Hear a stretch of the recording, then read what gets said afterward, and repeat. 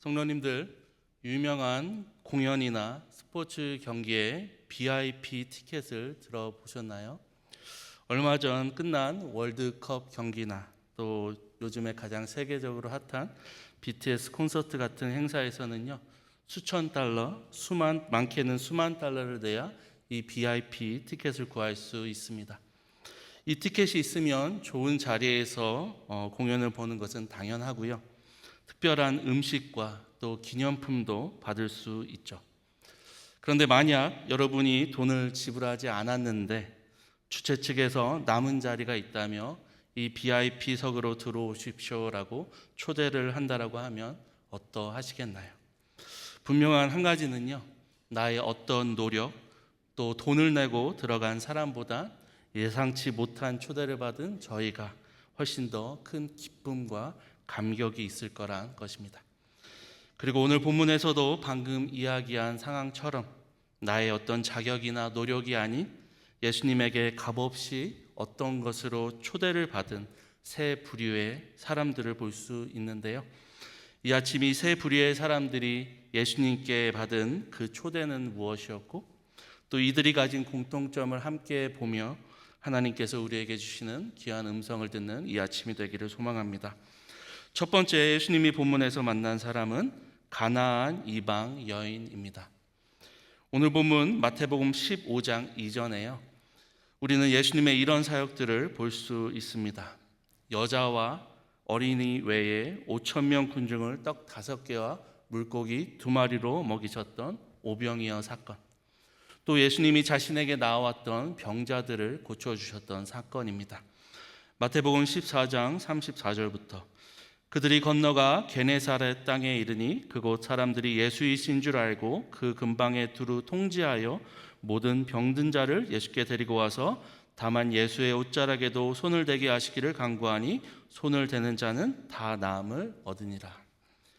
우리는 오늘 본문 이전 예수님이 게네사렛이란 땅에서요, 병자들을 고치신 것을 봅니다. 이 게네사렛이란 곳은 예수님의 고향이기도 했던 갈릴리 지역의 마을이었습니다. 이 지역의 이름을 통해 저희는 오늘 본문 이전 예수님이 유대인들의 땅에서 유대인들을 향한 사역을 하신 것을 보죠. 그런데 흥미로운 것은 오늘 본문 첫 구절에서요, 우리는 예수님이 어떤 새로운 무엇을 하시는 것을 보게 된다는 것입니다. 오늘 본문 21절, 예수께서 거기서 나가사 두로와 시돈 지방으로 들어가시니. 유대인들이 살던 게네사렛이라는 곳을 나와서 어디죠? 두로와 시돈 지방으로 들어가십니다. 사진을 보겠습니다. 방금 이야기한 것처럼 예수님은 갈릴리 게네사렛이라는 마을에서 사역을 하시다가요, 이 갈릴리 북부에 있었던 두로와 시돈이라는 지방으로 올라가셨던 거죠.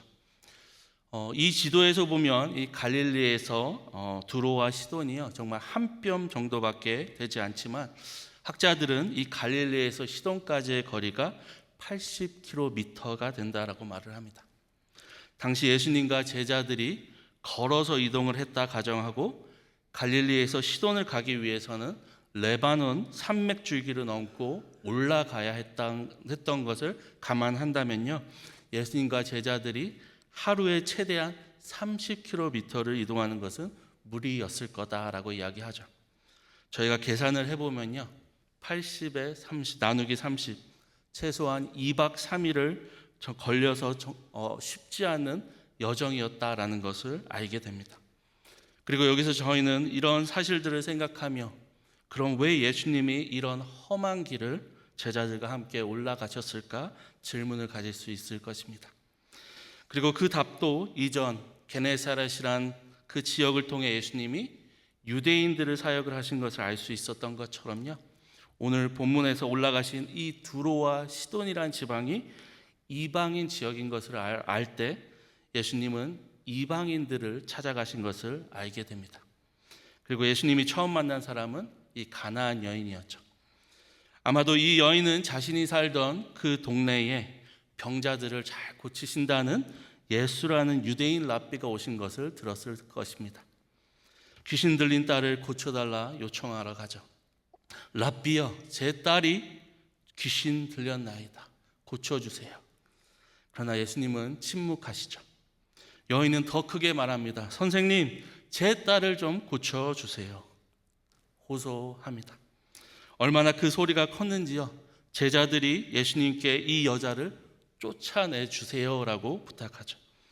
그리고 결국 이 침묵을 깨시고 예수님이 입을 여시죠.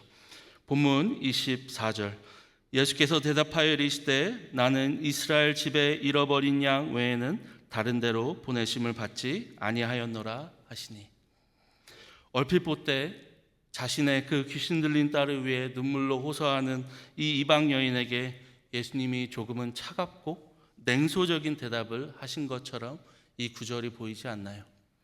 그러나 서두에 저희는요, 이 이방 땅을 먼저 예수님이 찾아가신 것을 보았고요, 이 이방 땅에 왔을 때 그 이방인들이 자신을 찾아올 것을 모르지 않으셨을 예수님을 충분히 생각해 볼 수 있습니다. 그리고 조금은 우리에게 익숙하지 않은 오늘 이 이방 여인에게 하신 예수님의 행동을요, 저희는 복음서 전체에서 예수님이 하신 말씀과 행동 모두 우연이나 실수가 아니라 예수님께 함께했던 제자들을 어떤 무엇을 가르쳐주고 알려주기 위한 목적과 동기가 있었다라는 것을 알 때 이해할 수 있습니다. 성도님들, 방금 이방 여인이 귀신 들린 딸을 고쳐달라 예수님께 소리 지르고 호소했을 때 제자들의 반응은 어떠했죠? 이 여인을 긍휼히 생각해서요, 랍비여, 이 여인의 딸을 좀 고쳐주세요. 너무 불쌍하지 않나요? 라고 했나요? 아닙니다.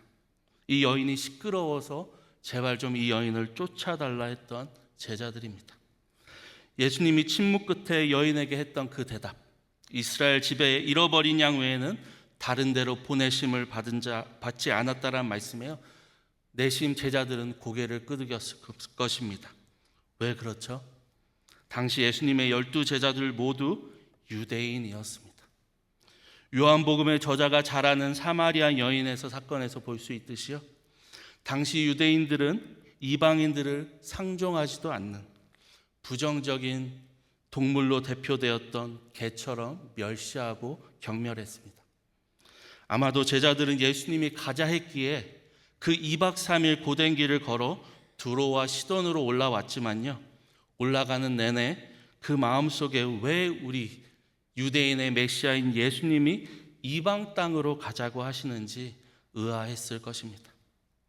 그러나 예수님이 나는 이스라엘의 잃어버린 자 외에 다른 데로 보내심을 받지 않았다라는 말을 들었을 때요, 이 이방 여인에게 지금 심기가 불편했던 제자들은 그 말이 사이다 같았을 것입니다. 그런데 이 이야기에 반전이 있지 않나요? 이후 우리는 예수님이 이 여인의 믿음을 제자들 앞에서 칭찬하신 모습을 보게 됩니다. 예수님의 그 대답에도 실족하지 않고 이 이방 여인은 말하죠.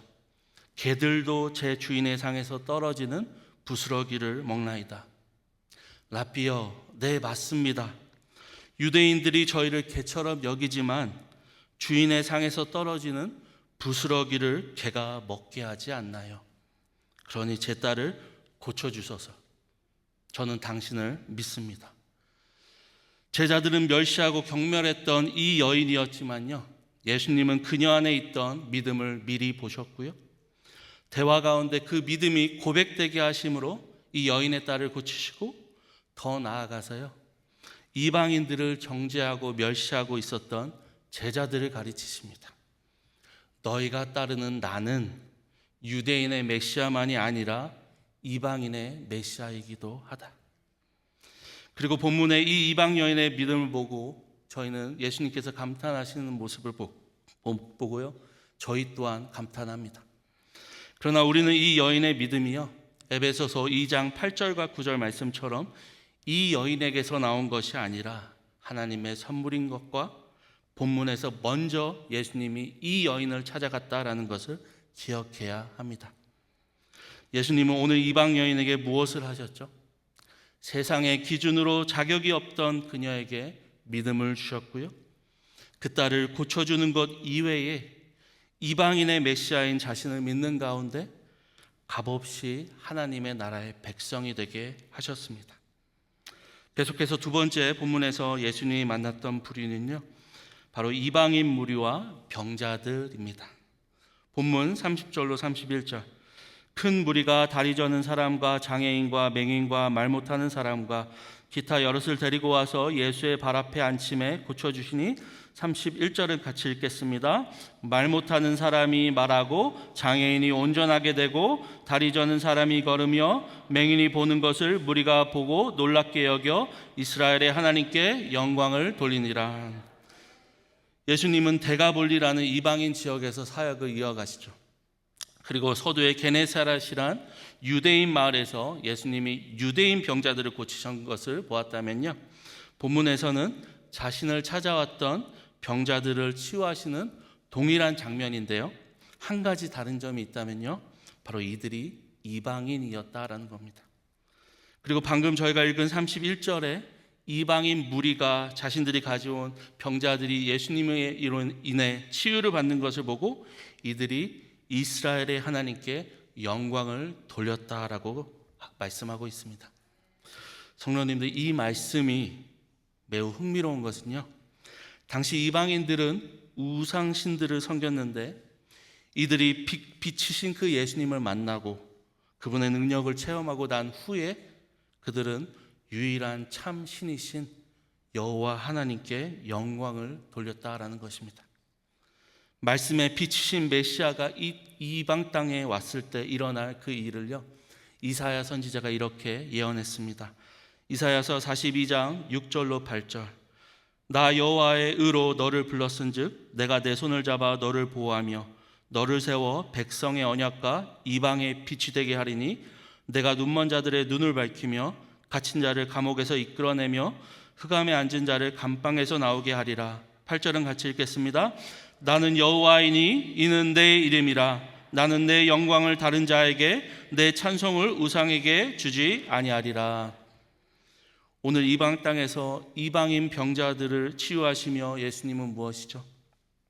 구약에 예언된 그 이방의 빛이 바로 자신임을 증명하셨고요, 이방인들이 자신들의 죄로 인해 그 영혼이 눈이 멀어졌고 흑암에 앉아 있던 이들을 나오게 하셔서 구원을 주시고 우상들에게 거짓 영광을 돌리던 그들에게 여호와 하나님께 영광을 돌리게 하셨습니다. 이방 여인과 같이 이들을 예수님은요, 하나님의 나라로 초대해 주셨던 것입니다. 그리고 마지막으로 오늘 본문에서 예수님이 만나는 부류는요, 4,000명의 이방인입니다.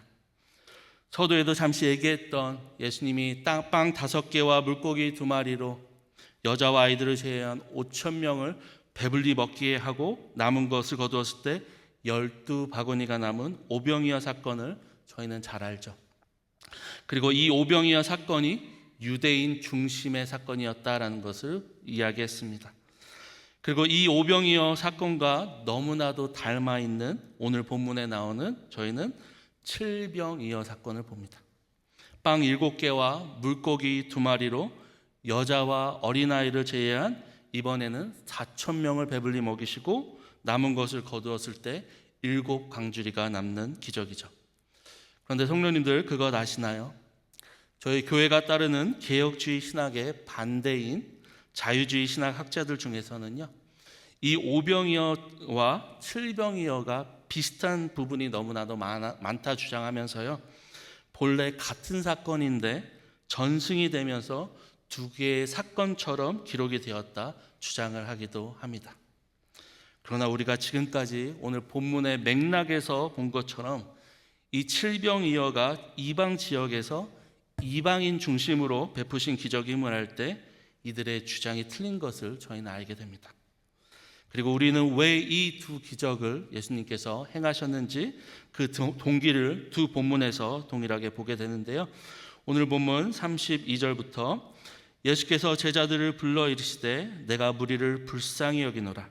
그들이 나와 함께 있은지 이미 사흘임에 먹을 것이 없도다. 길에서 기진할까 하여 굶겨 보내지 못하겠노라. 제자들이 이르되 광야에 있어 우리가 어디서 이런 무리를 배부를 만큼 떡을 얻으리이까. 성도님들, 예수님이 두 기적을 행하신 이유가 무엇이죠? 이들을 불쌍히 여기셨기 때문입니다. 오랜 시간 예수님을 따라다니고 그 말씀을 배우면서 허기가 졌던 그 무리의 육체적 배고픔을 불쌍히 여기셨고요. 그러나 성경 전체를 저희가 볼 때에 이 배고픔은요, 단순히 육체적 배고픔을 넘어서 영적 배고픔인 것을 보게 됩니다. 요한복음에서 오병이어 이후 이 기적을 체험한 많은 사람들이요, 예수님을 스토커처럼 쫓아다니기 시작하죠. 어느 정도까지였냐면요, 예수님이 갈릴리 호수에 배를 타고 이동하시면 이들도 배를 잡아서 예수님이 있는 곳을 찾아갔던 이들입니다. 그리고 예수님은 이들에게 이렇게 말씀하십니다. 너희가 나를 찾는 이유는 표적을 본 까닭이 아니요 떡을 먹고 배부른 까닭이다. 너희는 나를 내가 육신의 양식을 주었기에 따라다니지만 이 육신의 양식은 언제나 다시 배고프다. 이 기적이 상징하는 생명의 떡인 나를 믿으면 영원히 줄이지 않을 것이다. 성도님들, 예수님은 이 두 기적들을 통해서 유대인과 이방인 모두의 메시아인 자신을 믿고 구원을 얻어 영원히 줄이지 않는 그 하나님 나라의 초대를 보여주시기 위해 이 오병이어와 칠병이어를 행했다 알려주십니다. 그리고 지금까지 저희가 본문에서 본 이 모든 사역들을 마치시고요, 예수님은 이렇게 하십니다. 오늘 본문 39절, 예수께서 무리를 흩어 보내시고 배에 오르사 마가단 지경으로 가시니라. 이 마가단이란 지역은 유대인이 살던 지역이었습니다.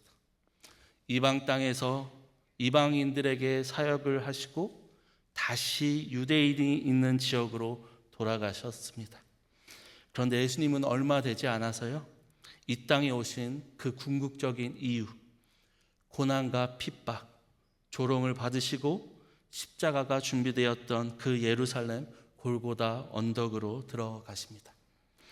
그리고 3일 만에 부활하시고 하나님 우편에 승천하심으로 오늘 가나안 이방 여인, 이방인 병자들, 그리고 그 칠병이어 이방인 무리들에게 맛보게 하셨던 하나님 나라를 이루시고 이제 유대인과 이방인을 포함한 온 인류의 메시아가 되셨습니다.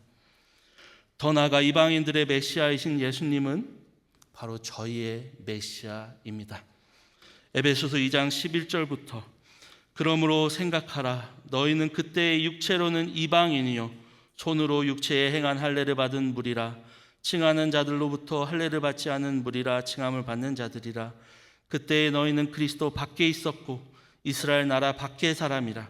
약속의 언약들에 대하여는 외인이요 세상에서 소망이 없고 하나님도 없는 자이더니 이제는 전에 멀리 있던 너희가 그리스도 예수 안에서 그리스도의 피로 가까워졌느니라.